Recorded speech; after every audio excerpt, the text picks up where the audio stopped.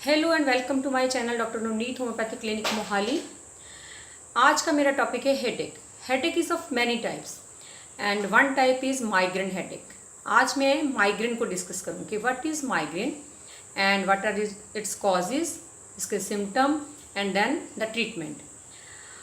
Migraine होता क्या है? Migraine means the migrating, that is one side to another. ये जो हेडेक होता है कई बार तो राइट साइड होएगा हेड में या लेफ्ट साइड होएगा, और कई बार ट्रैवल करेगा, एक बार राइट साइड फिर लेफ्ट साइड फिर राइट साइड फिर लेफ्ट साइड, इस तरह से ये वेरी भी करता है। और इसके कॉजेज़ क्या हैं? माइग्रेन जो है इसके कई कारण हैं। First reason is the emotional cause. Emotionally अगर हम डिस्टर्ब हैं, किसी भी तरह की डिस्टर्बेंस है, चाहे वो पास्ट को लेके है, फ्यूचर को लेके है, कोई ग्रीफ है आपका, कोई आपको एंगर है, कोई हेट्रेड फीलिंग है किसी के लिए, कोई आपकी फ़ाइट है किसी के साथ, या कोई एग्ज़ाम का स्ट्रेस है, फाइनेंशियल मैटर्स को लेके स्ट्रेस है, कई तरह की चीज़ों को लेके जो हम इमोशनली डिस्टर्ब होते हैं, तो उस वजह से ये माइग्रेन जो है होता है। तो ये जिनकी क्रॉनिक स्ट्रेस चल रही होती है तो उनको ये क्रॉनिक बन जाती है प्रॉब्लम, क्योंकि ड्यूरिंग स्ट्रेस हमारे जो ब्रेन है कई तरह के केमिकल रिलीज़ करता है, जैसे सेरोटोनिन जो न्यूरोट्रांसमीटर है, अगर उसका लेवल अप डाउन हो जाए उस वजह से जो हमारी ब्लड वेसल्स हैं ब्रेन की वो कंस्ट्रिक्ट करती हैं, जिस वजह से माइग्रेन का अटैक होता है। Second cause is diet. Diet में अगर हम कुछ गलत ले रहे हैं, जैसे कि हम चाइनीज़ फूड बहुत ज़्यादा ले रहे हैं, फास्ट फूड ले रहे हैं, कोल्ड ड्रिंक्स ले रहे हैं, तो उसमें क्या होता है कि उसमें कुछ एडिटिव्स होते हैं, जैसे नाइट्रेट्स हो गए, मोनोसोडियम ग्लूटामेट हो गया चाइनीज़ फूड में, वो भी ट्रिगर करता है माइग्रेन को। And next is the caffeine. अगर हम कैफ़ीन बहुत ज़्यादा, टी इनटेक है, टी कॉफ़ी बहुत ज़्यादा ले रहे हैं, तो अगर एकदम से विड्रॉ कर दिया जब हम ले नहीं पाए अपने उस टाइम पे, उस वजह से भी हेडेक हो जाता है। अल्कोहल से और बियर से ये बहुत जल्दी माइग्रेन का जो अटैक है ट्रिगर होता है। And other causes like change of weather, एकदम से वेदर चेंज हो गया, उसमें भी ये माइग्रेन के अटैक्स ट्रिगर हो जाते हैं। या फिर आप धूप में चले गए, सनलाइट में कहीं को जाके अगर आपको 2-3 घंटे बाहर रहना पड़ गया घर से, उसके बाद ये माइग्रेन का अटैक ट्रिगर हो जाता है। And next cause is the lack of sleep. अगर आप रात को अच्छी नींद नहीं ले रहे हो और आप जॉब ऐसी कर रहे हैं जिसमें आपकी रात को लेट सोने लेट सोने को मिलता है, तो उस वजह से ये माइग्रेन के अटैक्स जो हैं क्रॉनिक बन जाते हैं। और फटीग बहुत ज़्यादा है, कोई एक्सेसिव आप वर्क कर रहे हो, जैसे आप कोई एक्सरसाइज एक्सेस में कर रहे हो, या फिर आपके ऊपर वर्कलोड ही घर का काम, या कोई भी बहुत ज़्यादा एक्सर्शन कर लिया आपने, और आपके जो नेक के मसल्स हैं वो स्टिफ हो जाते हैं, जिस वजह से भी माइग्रेन का अटैक जो है ट्रिगर करता है। तो इस तरह से कई तरह के ओवर ईटिंग, जैसे हमने नॉर्मल खाना भी ज़्यादा खा लिया तो उस वजह से भी माइग्रेन के अटैक्स ट्रिगर करते हैं। जब कुछ पर्टिकुलर फूड से कईयों को ये माइग्रेन के अटैक्स ट्रिगर करते हैं, जैसे कईयों को एग खाने से माइग्रेन का अटैक हो जाता है, और कईयों को दूध पीने से माइग्रेन का अटैक हो जाता है। इस तरह से डिफरेंट रीजंस हैं इसके। तो ये इसमें सिम्टम्स क्या होते हैं? जनरली जो सिम्टम्स है, सबसे पहले जो सिम्टम आता है कईयों को 2-3 दिन पहले ही कुछ सिम्टम्स अपीयर होने शुरू हो जाते हैं, जिसको हम प्रीड्रोमल स्टेज बोलते हैं माइग्रेन की।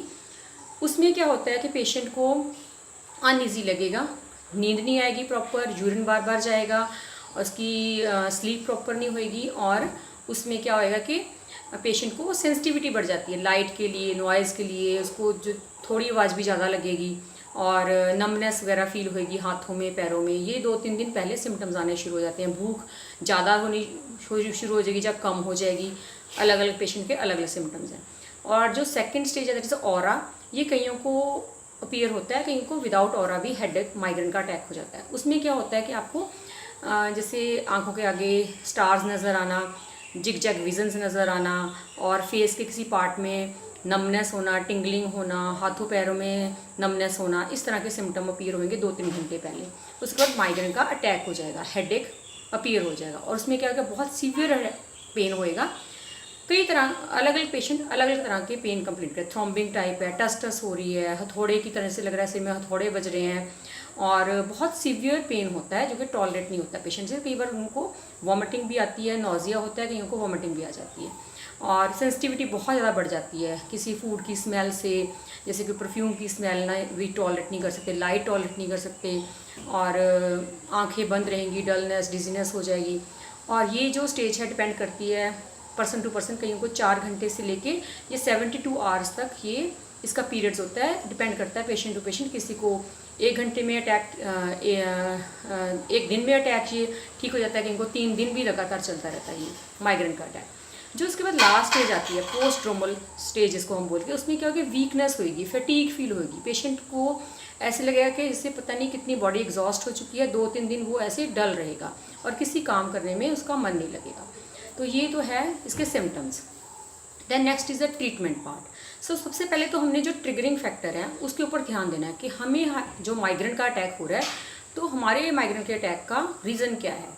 अगर आपके माइग्रेन के आपको पता है कि आपको कोई इमोशनल स्ट्रेस की वजह से, या कोई फूड आपको ट्रिगर कर रहा है, या इन्वायरमेंटल फैक्टर है, कोई एक्सेसिव एक्सरसाइज है, तो आप उस चीज़ को अवॉइड कर सकते हो। Second is the homeopathic medicine. Homeopathy में माइग्रेन का 100% ये माइग्रेन क्यूरेबल है इन होम्योपैथी। तो जो मेरा वे ऑफ ट्रीटमेंट है that is a constitutional treatment. अगर क्रॉनिक केस मेरे पास आता है माइग्रेन का, then I give the constitutional treatment. तो उसका जो कॉज लेके, what is the cause, emotional stress है, और उसके बाद जो उसके सिम्टम्स अपीयर हो रहे हैं, उसका जो कॉन्स्टिट्यूशन कैसा है, उन सब सिम्टम्स को मिला के मेडिसिन दी जाती है। जैसे मेरे पास जो पेशेंट्स ठीक हुए हैं नेट्रेम्यूर से, सल्फर से, ट्यूबरक्लाइनस से, लैक डेफ से, एंड फॉस्फोरस से, इस तरह की दवाइयों से क्रॉनिक केसेस ठीक होते हैं। और उसके बीच में जब एक्यूट अटैक होता है तो हमें अकॉर्डिंग टू सिम्टम्स जाना पड़ता है। जैसे कि पेशेंट को सपोज करो खाना बन रहा है, जैसे एग बन रहा है, उसकी स्मेल के बाद उसको एकदम से अटैक हो गया, तो उसमें कॉल्चिकम सीपिया मेडिसिन दी जाती है। और कईयों को अगर नींद पूरी नहीं हुई, पूरी रात जागते रहे, अगले दिन उसको अटैक हो गया माइग्रेन का, then nux vomica and pulsatilla. अगर बहुत ज़्यादा खाना खा लिया, बहुत ओवर ईटिंग कर ली, then pulsatilla is the medicine.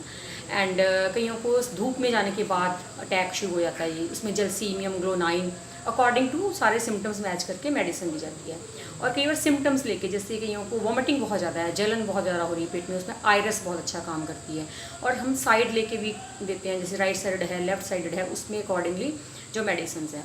Next कईयों की पीरियोडिसिटी होती है कुछ हेडेक्स की, जैसे कि कईयों को जो हेडेक होता है हर वीक होता है, जब 14 डेज़ के बाद होता है या 10 डेज़ के बाद, उसके accordingly different set of medicine है। जैसे कईयों को हर 14 दिन बाद अटैक होएगा, उसमें आर्सेनिक, सल्फर, ट्यूबरक्लाइनियम। कईयों को हर 10 डेज़ के बाद होएगा, उसमें लेकेसीज है। और एक तरह कईयों को होता है कि कंटिन्यूस हेडेक होएगा, कि आपको विदाउट मेडिसिन वो 3 दिन, 4 दिन, 5 दिन भी चलेगा, और उसमें हम फेरामेट देते हैं medicine.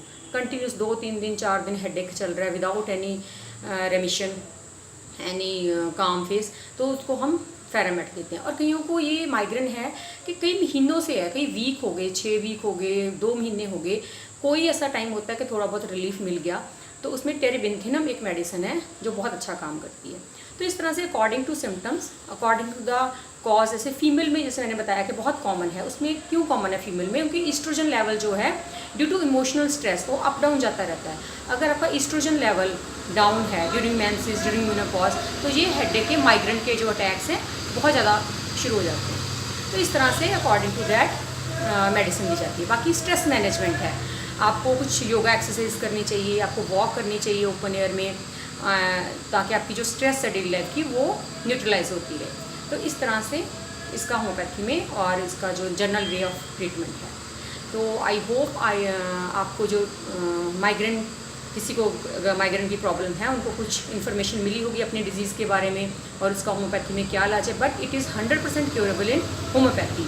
You must consult a homeopath if you want to get rid of migraine attacks. And अगर आप मेरे इस चैनल के लिए न्यू हैं तो प्लीज़ मेरे चैनल को सब्सक्राइब जरूर कीजिए। अगर आपको ये मेरी वीडियो अच्छी लगी तो लाइक बटन दबाना ना भूलिए। Thank you so much.